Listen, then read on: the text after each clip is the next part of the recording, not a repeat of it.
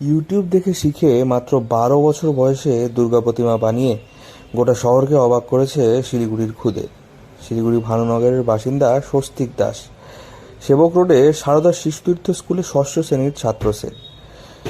পড়াশোনার ফাঁকে বসে বসে সে মূর্তি বানানোর কাজ করে চলছে। তার হাতের কাজ এত নিখুঁত যে না দেখলে বিশ্বাস করা যায় না। এঁটেল মাটি, বাঁশের টুকরো, হাতের রং তুলি নিয়ে তিনি তৈরি করে ফেলেছেন মা দুর্গার মূর্তি। একই সঙ্গে রয়েছেন লক্ষ্মী, গণেশ, সরস্বতী, কার্তিক। তোমার ইচ্ছাটা কিভাবে হলো? আমার মানে কোনো পুজোয় যখন ঘুরতে যেতাম, দেখতাম কত সুন্দর সুন্দর বানিয়েছে, কীরকম দেখতে জিনিসটা, তা দেখে বেশ ভাল লাগতো। মাঝে একবার আগের বছর ভাবছিলাম বানাবো বলে একটু শুরু করছিলাম, ওখান থেকে এরকম এখন হাতের মধ্যে লেগেছে। আচ্ছা।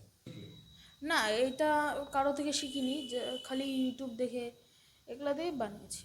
এগুলো দিয়ে বানিয়েছো? তো কিভাবে তুমি সময় বের করছো? তুমি তো স্কুলে পড়ো। সময় স্কুল থেকে এসে ধরে নাও টিউশনে একটু দেরি করে যখন টাইম থাকে, অথবা একটু ফ্রি টাইম থাকলো তখন, শনিবার রবিবার এই এইটুকু টাইমের মধ্যেই বানাই।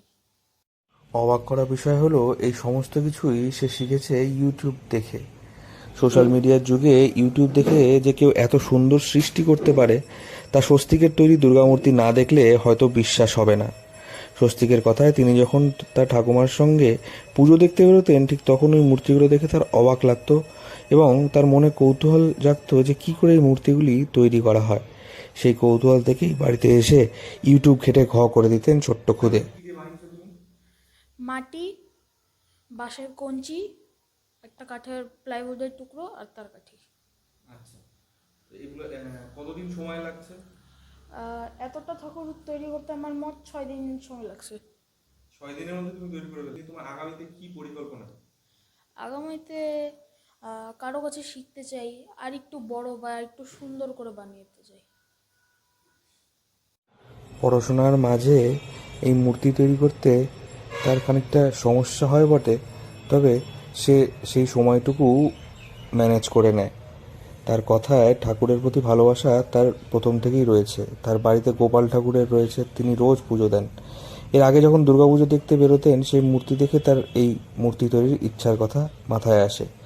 তারপর সেই মূর্তি বানানোর কাজ শুরু করেন। বাবা তাকে সমস্ত রকম সাহায্য করে বলে জানিয়েছেন স্বস্তিক। তাই সেরকমভাবে কোনো সমস্যা হয়নি। স্বস্তিকের আগামীতে ইচ্ছে রয়েছে যে আরও ভালো কিছু নতুন মূর্তি তৈরি করা। সে শিলিগুড়ি থেকে অনির্বাণ রায় রিপোর্ট, লোকাল 18 বাংলা।